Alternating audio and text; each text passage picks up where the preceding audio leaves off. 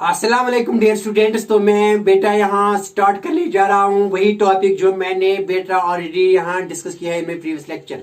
तो बेटा यहाँ डिस्कशन होगी, आज बेटा डिस्कशन होगी यहाँ अगेन फ्रिक्शन के बारे में। लेकिन बेटा हम यहाँ डिस्कस करेंगे टुडेज टॉपिक बेटा डिस्कस करेंगे। पहले यहाँ बहुत ही चीजें डिस्कस हो जाएंगी आज, लेकिन सबसे पहले मैं डिस्कस करूंगा बेटा यहाँ variation of frictional force with the applied force graphically इसको एक्सप्लेन करेंगे, ठीक है ना बेटा।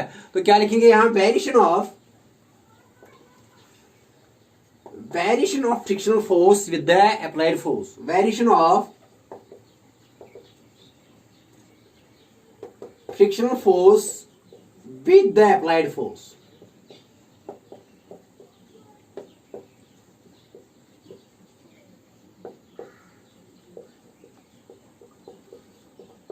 तो बेटे क्या लिखा मैंने, variation of frictional force with the applied force. देखो बेटा कि किस तरह चेंज हो रहा है frictional force with respect to applied force. जो फोर्स हम अप्लाई करेंगे किसी बॉडी पर, तो बेटा कितनी चेंज आ जाएगी, किस तरह चेंज आएगी फ्रिक्शनल फोर्स में, किस तरह चेंज आएगी, किस तरह की चेंज आ जाएगी फ्रिक्शनल फोर्स में, ये हम डिस्कस करेंगे। लेकिन डिस्कस करेंगे बेटा ग्राफ के जरिए, ग्राफ के लिए डिस्कस करेंगे, ठीक है ना, आसान है ये। तो बेटा हमको पता है कि there are different types of solid friction, dry friction के डिफरेंट टाइप्स हैं बेटा। आपको पता है कि एक टाइप है स्टैटिक फ्रिक्शन और बेटा दूसरा टाइप है लिमिटिंग फ्रिक्शन, और बेटा आपको ये भी पता है कि एक और टाइप है and that is kinetic friction. तो तीनों डिस्कस करेंगे यहाँ, ठीक है ना बेटा। तो very how frictional force is varying with respect to applied force, ठीक है ना। तो बेटा मैं ग्राफ यहाँ देखो बेटा, मैं यहाँ लूंगा, यहाँ अप्लाइड फोर्स लूंगा, यहाँ इस एक्स एक्सिस की तरफ बेटा क्या लूंगा, अप्लाइड फोर्स, ठीक है ना। एफ अप्लाइड ऐसे लिखेंगे बेटा, एफ अप्लाइड, ठीक है ना, एक्स एक्सिस की तरफ। और बेटा यहाँ वाई एक्सिस की तरफ लेंगे फ्रिक्शनल फोर्स, ठीक है ना।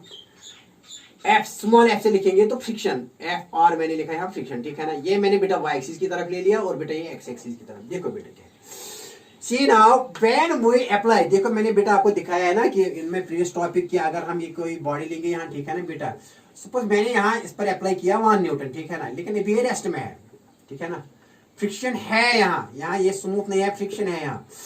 तो देखो जब बेटा आपने 1 न्यूटन अप्लाई किया तो वापस आएगा 1 न्यूटन, ये अप्लाइड है, एफ अप्लाइड इज 1 न्यूटन।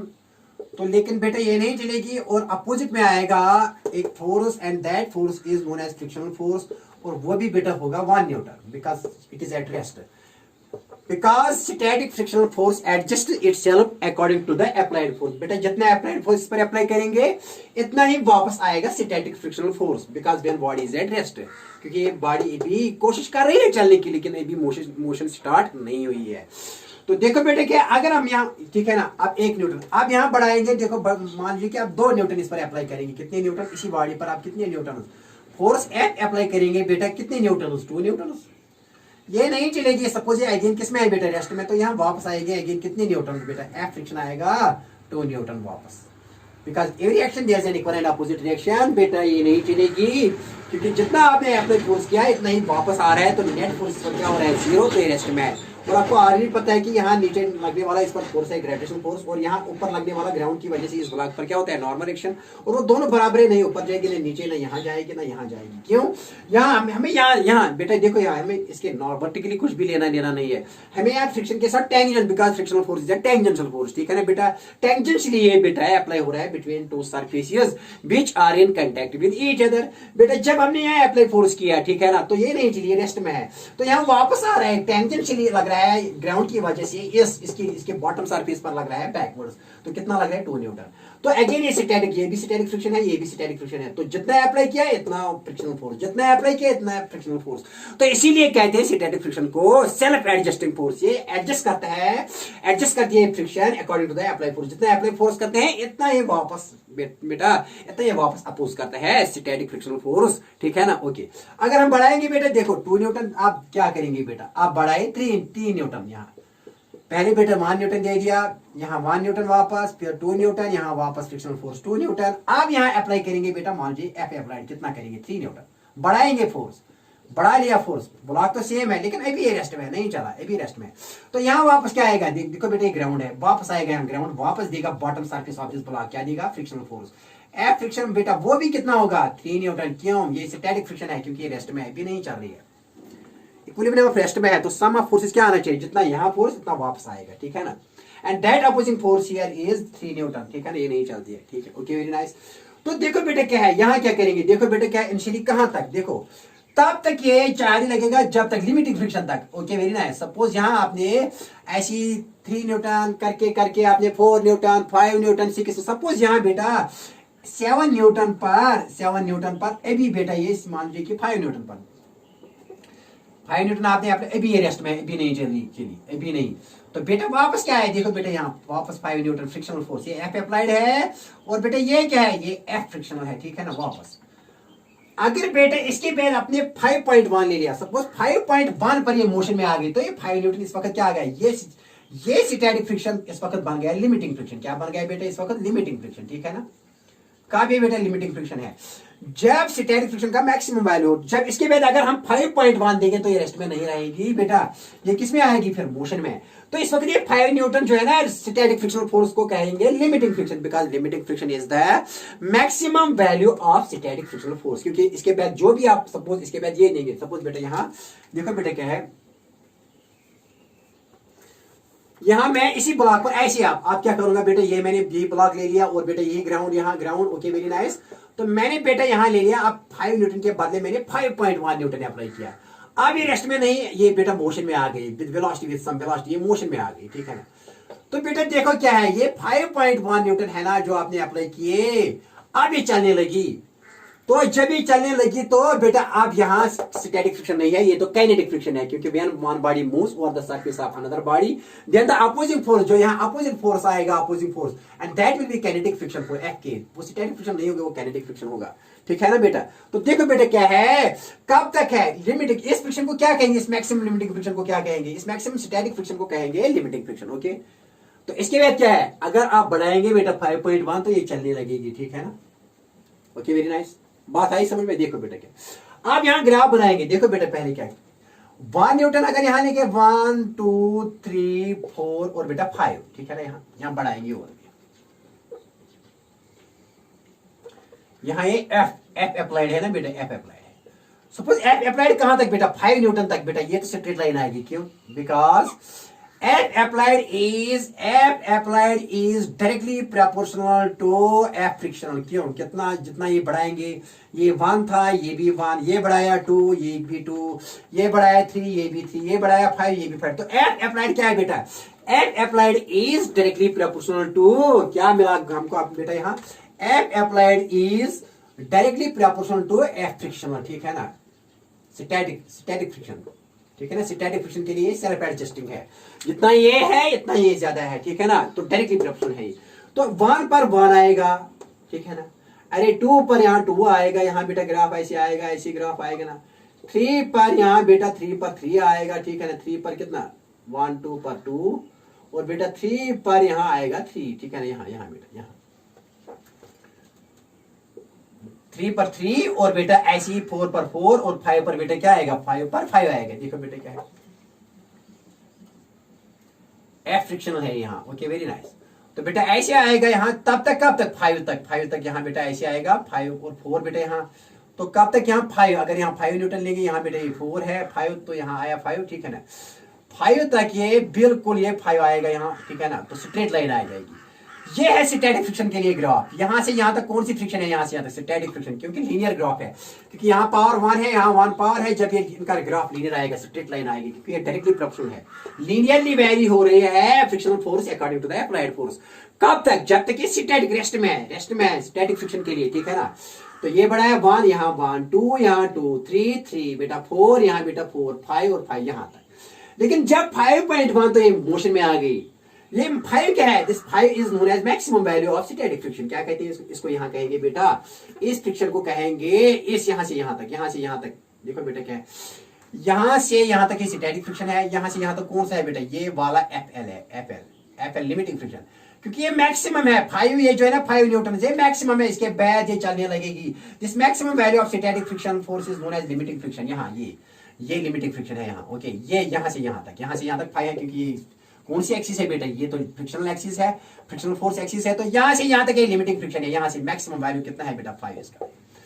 और बेटे इसके बाद जब आपने 5.1 यहाँ अप्लाई किया, 5 पॉइंट मान लीजिए किसी के साथ में ये मोशन में आ गई, ये थोड़ा बेटा अब इसका वैल्यू कम होने लगेगा, कम थोड़ा। देखो बेटा थोड़ा यहाँ से ऐसे तो ग्राफ ऐसे आएगा बेटा, या ये तो काइनेटिक फ्रिक्शन है यहाँ, क्योंकि आप बढ़ाने से जितना आप फोर्स बढ़ाएंगे इसकी काइनेटिक फ्रिक्शन सेम रहेगी बेटे, इतना नहीं रहेगी, इसका थोड़ा इसको 5 से कम रहेगी ये फ्रिक्शनल फोर्स यहाँ, ये मान लीजिए 4.9 रहेगी, इससे कम रहेगी थोड़ा, किसे इस 5 से कम रहेगी। क्यों रहेगी बेटा ये डिस्कस करना है। ये थोड़ा ये एफ के थोड़ा कम रहेगी 4.9 जब ये मोशन में आएगी, ये थोड़ा कम होगी, किससे कम होगी बेटा 5 से। 5 इस 5 से ये तो मैंने ये तो अप्लाइड फोर्स है, ये तो अप्लाइड फोर्स 5.1 दे दिया, यहाँ 6 दे दिया मान लीजिए हमने मोशन स्टार्ट की, लेकिन यहाँ एफ के अब कांस्टेंट रहेगा, ये एफ के कांस्टेंट रहेगा, फ्रिक्शनल फोर्स से कांस्टेंट रहेगा कितना बेटा 4.9। यहाँ बेटा मान लीजिए कि यहाँ ये 4.9 है, यहाँ से ये 4.9 यहाँ तक, ये यहाँ एफ के कांस्टेंट रहेगा, यहाँ एफ के बेटा क्या रहेगा कांस्टेंट। क्यों? क्योंकि ये जब बेटा जितना हम आप अप्लाइड फोर्स इंक्रीज करेंगे, ये यहाँ अप्लाइड फोर्स इंक्रीज करेंगे ये नहीं बढ़ेगा, ये काइनेटिक फ्रिक्शन यहाँ से यहाँ तक 4.9 है, मान लीजिए कि यहाँ से यहाँ तक 4.9, यहाँ से यहाँ तक 4. ये स्ट्रेट लाइन आ जाएगी, लेकिन parallel to what, parallel to F applied, parallel to F applied, ठीक है ना। इसका मतलब है कि ये फ्रिक्शन कांस्टेंट रहे, ये भी कांस्टेंट है, तो value of F k is again constant है, ठीक है ना। एफ के का वैल्यू क्या है बेटा कांस्टेंट है, ठीक है ना। कितना कम, ये क्यों कम, अब ये क्वेश्चन है कि ये लिमिटिंग फ्रिक्शन ज्यादा होती है स्टैटिक फ्रिक्शन से, क्योंकि ये मैक्सिमम वैल्यू होता है, और बेटा काइनेटिक फ्रिक्शन भी थोड़ा कम होती है। क्यों? अब क्वेश्चन ये है कि यहाँ सर प्लीज बताइए कि एफ के ज्यादा होने से चाहिए, अरे ये यहाँ ज्यादा होना चाहिए, लेकिन यहाँ बेटा देखो क्या, जब ये मोशन में आती है तो इंटरलॉकिंग इस ब्रेक करती है, इंटरलॉकिंग इस ब्रेक होती है तो टाइम लगता है थोड़ा, इसीलिए ये अपोजिंग ज्यादा कर रहा है। लेकिन वापस जब ये मोशन में आई तो इसको ज्यादा इंटरलॉकिंग अब ब्रेक नहीं करने, क्योंकि ये मोशन में होती है due to inertia it continues, due to inertia and due to overcoming of low interlocking, this f k is low as compare to limiting frictional force. बेटा क्या मैंने कहा, देखो बेटा क्या है, जब ये मोशन में आती है, जब भी बेटा मोशन में, तो ऐसी एक्चुअली बॉडी की ये रफनेस है, roughness is the cause for friction, वो भी बताएंगे बेटा। ऐसी बॉडी ऐसी एक्चुअली ये होती है, ऐसी बेटा ये फर्स्ट मान लीजिए कि ये एक बॉडी है, ये दूसरी बॉडी है, तो इंटरलॉकिंग ये इंटरलॉकिंग है, क्योंकि इसका बेटा डिप्रेशन इसके डिप्रेशन में और इसका बेटा एलिवेशन इसके एलिवेशन में, ठीक है ना। अगेन ये ऐसी होती है, ऐसी इंटरलॉकिंग होती है। लेकिन जब ये रेस्ट में होते हैं ना, रेस्ट में भी मोशन में नहीं, तो मुश्किल होता है at the time of limiting friction, ये जबरदस्त मुश्किल होता है कि इसको क्या इंटरलॉकिंग ब्रेक करने में, इंटरलॉकिंग को ओवर करने में। लेकिन वहां से मोशन में आ गई तो फिर इंटरलॉकिंग नहीं होता है, ये तो कंटिन्यूसली चलता है, ठीक है ना। और यहाँ इनर्शिया, ड्यू टू इनर्शिया से भी ये एफएल ज्यादा होता है, और वंस इनर्शिया खत्म हुआ और बेटा इंटरलॉकिंग जब ये मोशन में आ गई तो इंटरलॉकिंग का जो है ना, इंटरलॉकिंग इतनी इंटरलॉकिंग नहीं हो रहा है कि वो अपोज करे, ठीक है ना। रेस्ट में इंटरलॉकिंग ज्यादा होती है और रेस्ट में इनर्शिया, जब ये बेटा मोशन में आएगी तो इस वक्त इनर्शिया का फैक्टर होता है, ड्यू टू इनर्शिया ये नहीं मानती है कि मोशन में आने, इसलिए ये लिमिटिंग फ्रिक्शन थोड़ा ज्यादा होता है, थोड़ा किसे काइनेटिक फ्रिक्शन से। ओके आई बेटा बात समझ में। हाँ तो एफ के क्या लिखेंगे बेटा यहाँ, ओके वेरी नाइस, क्या लिखेंगे बेटा यहाँ, देखो क्या यहाँ बेटा मैं लिखूंगा यहाँ ऐसे, F L is greater than, बेटा क्या लिखेंगे एफ के, and F k is greater than F S static friction. ये बेटा थोड़ा यार क्या बेटा मैंने लिखा, okay very nice, limiting friction is greater than किसे, एफ के, and F k is greater than static friction, ठीक है ना। लेकिन कहीं अगर मान लीजिए कि बेटा अगर स्टैटिक फ्रिक्शन वेरिएबल, ये वेरिएबल है बेटा, ये वेरिएबल है, लेकिन बेटा ये भी कांस्टेंट है और बेटा ये भी कांस्टेंट है, और ये मैक्सिमम वैल्यू होता है, इस स्टैटिक फ्रिक्शन का ये मैक्सिमम वैल्यू होता है। अगर कहीं एफ एस दिया गया हो कांस्टेंट तो इसका मतलब है कि ये लिमिटिंग है। याद रखो अगर कहीं एफ एस का वैल्यू कांस्टेंट है तो इस वक्त मान लीजिए कि न्यूमेरिकल में ये लेना, ये लिमिटिंग फ्रिक्शन है, क्या लेना लिमिटिंग फ्रिक्शन, न्यूमेरिकल में क्या लेना लिमिटिंग फ्रिक्शन, याद रखा। अगर कहीं एक कांस्टेंट वैल्यू दिखा है एफ एस का, इसका मतलब है कि ये एक्चुअली जब कांस्टेंट है ये मैक्सिमम वैल्यू होगा तो लिमिटिंग फ्रिक्शन होगी इसका, न्यूमेरिकल के लिए याद रखो। Okay very nice. तो बेटा अब हमारा नेक्स्ट क्वेश्चन है, यहाँ सॉल्व करेंगे। Okay very nice. तो बेटा थोड़ा डिस्कस करेंगे यहाँ, क्लियर, यहाँ बेटा थोड़ा डिस्कस करेंगे ओरिजिन ऑफ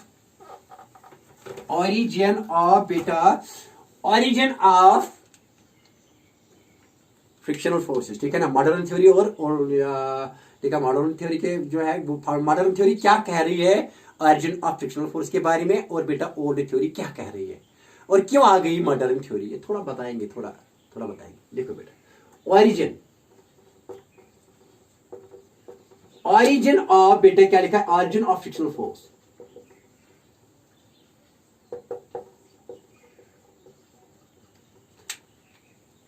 क्या बेटा मैंने लिखा है यहां, origin of frictional force.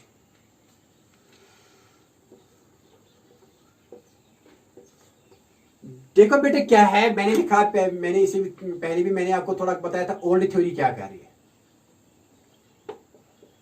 Roughness is, roughness ये कहती है कि roughness is cause for friction.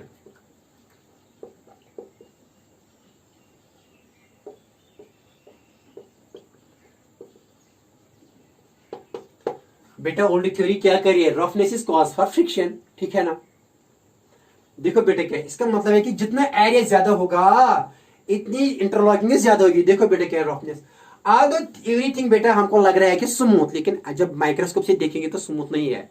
जैसे कि ये सरफेस स्मूथ लग रही है, लेकिन जब हम इसको बेटा देखेंगे माइक्रोस्कोप से, सोफिस्टिकेटेड माइक्रोस्कोप से, तो यहाँ एलिवेशन और डिप्रेशन हमको बेटा देखेंगे। ठीक है ना बेटा, हमको ये किस कैसे दिखेगी, हमको ये बेटा कहीं रफ रफ दिखेगी। जो स्मूथ सरफेस है अगर हम इसको बेटा माइन्यूटली किसी माइक्रोस्कोप में देखेंगे तो हमको वो रफ लगेगी, कहीं एलिवेशन कहीं डिप्रेशन, ठीक है ना बेटा। ओके देखो बेटा, तो एक्चुअली जो भी कोई स्मूथ सरफेस हमको लग रही है वो एक्चुअली रफ हो रहा है, ऐसे इसकी एलिवेशन और डिप्रेशन होते हैं, ठीक है ना। ये एक बॉडी है, ठीक है। तो बेटा इस पर दूसरी बॉडी ऐसे है, ये दूसरी बॉडी है ना ऐसी, बेटा ये दूसरी बॉडी है, ठीक है। दिस फर्स्ट बॉडी और बेटा ये सेकंड बॉडी है। तो देखो बेटा क्या है कि यहाँ बेटो यहाँ roughness, this roughness is the cause for friction. देखो बेटा जब हम यहाँ फोर्स अप्लाई करते हैं ना तो बेटा ये इट इज वेरी, ये बेटा it opposes why it opposes, because यहाँ इंटरलॉकिंग है क्योंकि यहाँ बेटा डिप्रेशन डिप्रेशन में है और एलिवेशन एलिवेशन में है, लॉकिंग से इंटरलॉकिंग से, ये इंटरलॉकिंग से, ठीक है ना, यहाँ इंटरलॉकिंग से, ठीक है ना। तो ये इंटरलॉकिंग जो है ना, इंटरलॉक जिसको कहते हैं ना, they prevented, they oppose the applied force, they oppose the applied force, and that is the cause for frictional force। बेटा यही cause क्या है, फ्रिक्शनल फोर्स का है। बात आई समझ में बेटा, ये कॉज है क्योंकि जब हम फोर्स अप्लाई करते हैं तो इंटरलैक्स को ब्रेक करना पड़ता है। तो इंटरलैक्स को ब्रेक करने के लिए कुछ अपोजिंग फोर्स आता है, during that time and opposing force comes into play, that opposing force is frictional force and that is the cause for this is actually roughness. क्यों रफनेस की वजह से यहाँ बेटा ये जो है ना, डिप्रेशन तो डिप्रेशन में होती है और एलिवेशन तो एलिवेशन में होती है, डिप्रेशन डिप्रेशन में होती है। रफनेस है ना, it means roughness, elevation depression means roughness. तो बेटा ऐसी होती है, इंटरलॉकिंग होती है। तो जब ये चलने की, जब हम फोर्स अप्लाई करेंगे तो इसको ब्रेक करना पड़ता है। Due to this there is an opposing force and that opposing force is the frictional force, so that is cause, this roughness is cause। old theory ये कह रही है कि that roughness is the cause for frictional force। लेकिन क्या, why this was discarded, where is the limitation for this। देखो बेटा क्या लिमिटेशन, अगर ये लेंगे बेटा इसका मतलब ये है कि जितना एरिया ज्यादा होगा, it means that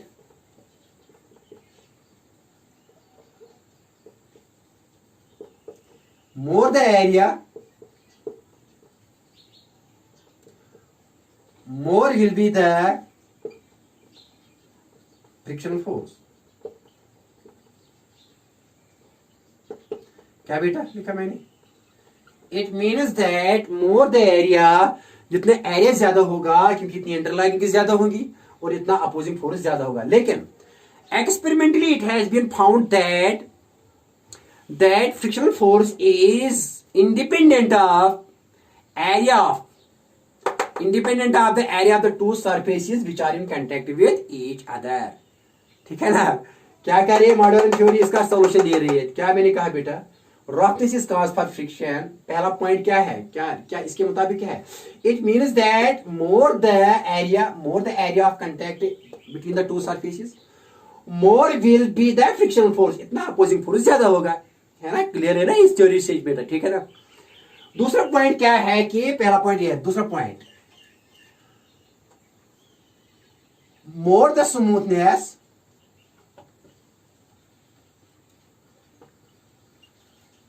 less is the friction। ये भी बेटा है पॉइंट एक। क्या बेटा लिखा है मैंने, more the smoothness, less is the friction, ठीक है ना। जितनी बेटा क्या होगी, more the smoothness, less is the friction, ठीक है ना। क्या लिखा बेटा मैंने, जितना बेटा स्मूथ हो जाएगी ना तो फ्रिक्शन कम हो जाएगी। लेकिन क्या है, दोनों पॉइंट्स जो है ये तो ठीक है, to extent to some extent when smoothness is बेटा, जितना स्मूथ होगा इतना तो फ्रिक्शन कम होगा। लेकिन जब एक्स्ट्रा स्मूथनेस होगी, एक्स्ट्रा स्मूथनेस के लिए फ्रिक्शन ज्यादा होगी। देखो बेटा, अगर हम एक शीशे का एक लेंगे ना, एक शीशे का प्लेन जो है ना, स्मूथ शीशा रखेंगे दूसरे शीशे पर, तो जब हम इसको फोर्स देते हैं ना, तो फोर्स अप्लाई करते हैं, वो नहीं चलता है, because these are extra smooth. Extra smooth के लिए फ्रिक्शन बढ़ती है, लेकिन यहाँ क्या होना चाहिए, या तो जीरो होनी चाहिए, लेकिन नहीं हो रही जीरो, क्योंकि ये कहता है कि roughness is the cause for friction. अगर स्मूथ हो जाएगी तो स्मूथनेस से क्या फ्रिक्शन कम होगी। लेकिन एक्स्ट्रा स्मूथ के लिए, ये तो स्मूथ के लिए ठीक है, लेकिन एक्स्ट्रा स्मूथ के लिए फ्रिक्शन जबरदस्त बढ़ती है। लेकिन इस थ्योरी के हिसाब से क्या होनी चाहिए, जीरो, लेकिन नहीं हो रही है। क्या बेटा, दो पॉइंट्स। इस थ्योरी के हिसाब से जितना एरिया ज्यादा होगा इतनी फ्रिक्शन ज्यादा होगी, और इस थ्योरी के हिसाब से जितनी स्मूथनेस ज्यादा होगी इतनी फ्रिक्शन कम होगी। और जब एक्स्ट्रा स्मूथ होनी चाहिए तो इसका मतलब है कि फ्रिक्शन जीरो होनी चाहिए। लेकिन एक्सपेरिमेंटली ये देखा गया है कि that friction is independent of area and friction is more when extra smooth. Smooth के लिए ठीक है फ्रिक्शन कम हो रही है, लेकिन एक्स्ट्रा स्मूथ के लिए फ्रिक्शन अगेन इंक्रीज हो रही है। तो this was described, this theory was described. इसके लिए आंसर आ गया। आंसर किसने दे दिया बेटा, आंसर मिल गया किसमें बेटा, किसने दे दिया, मॉडर्न थ्योरी। वो मॉडर्न थ्योरी हम डिस्कस करेंगे, देखो बेटा। ओके, लिमिटेशन आई समझ में, क्या लिमिटेशन है, what are the limitations of this theory. The limitations of this theory is that, देखो लिमिटेशंस क्या है।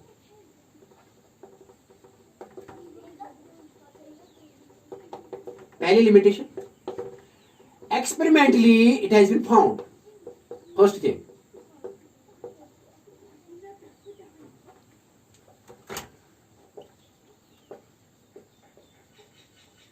that experimentally it has been found that friction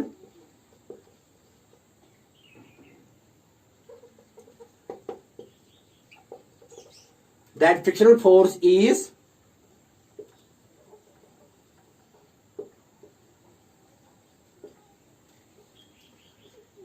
independent of the apparent area of the two surfaces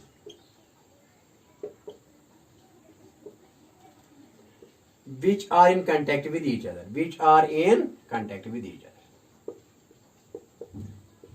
ठीक है ना बेटा। क्या लिखा मैंने बेटा, ये लिखा experimentally it has been found that frictional force is independent of the apparent area. Apparent area जो लगता है ना हमको, area which is in contact, actual area नहीं, जो लगता है ना ऊपर वाले और नीचे के दरमियान जितना अपरेंट लगता है हमको दिखता है, वो इंडिपेंडेंट है इस एरिया से। Okay, very nice. तो बेटा very nice,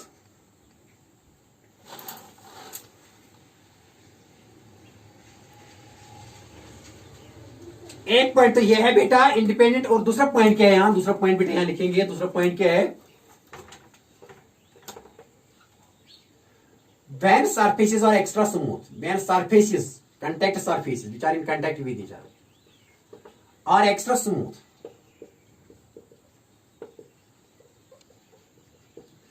when surfaces, contact surfaces are extra smooth, friction again increases. Friction should decrease, but friction again increases. तो बेटा ये है limitation, it could not answer these two questions. बेटा उसने इसका आंसर नहीं दे दिया है ना, इसने इसका आंसर नहीं दे दिया बेटा, ठीक है ना। इसके लिए मॉडर्न थ्योरी आ गई। क्या मॉडर्न थ्योरी ने एक्सपेरिमेंटली बताया कि वाई, जो एक्सपेरिमेंटली है ना कि frictional forces increase due to the increase in area, ये मॉडर्न थ्योरी ने एक्सप्लेन किया। और ये भी एक्सप्लेन किया कि why extra smooth when two surfaces in contact are extra smooth, why friction again increases instead of decreasing as per old theory। ये क्यों हो रहा है, इसका आंसर दे दिया मॉडर्न थ्योरी। आप मॉडर्न थ्योरी डिस्कस करेंगे बेटा, ठीक है ना। तो देखो बेटा क्या है मॉडर्न थ्योरी,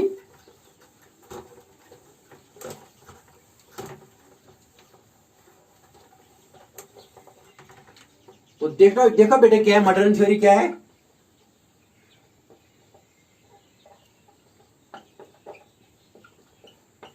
देखो बेटा बिजली चली गई, मॉडर्न थ्योरी नेक्स्ट टॉपिक में डिस्कस करूंगा, कंटिन्यू करूंगा ये टॉपिक, ठीक है ना। Okay, very nice, wishing you all the best.